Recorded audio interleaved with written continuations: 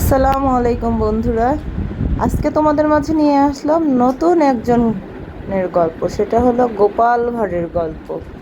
গোপাল ভাঁড়কে তোমরা তো সবাই কম বেশি চেনো।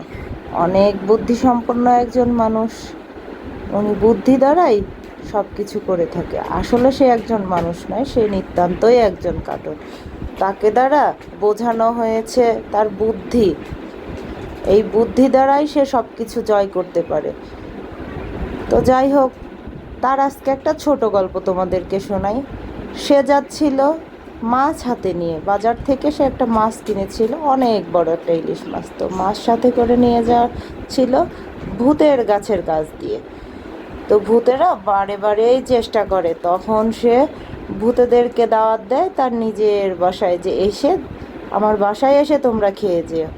তো শেষ পর্যন্ত তার বুদ্ধি দ্বারা ভূতদের সে আর মাছকে খেতে দেয় না।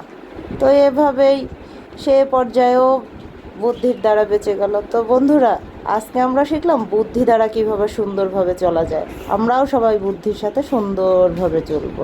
আল্লাহ হাফেজ।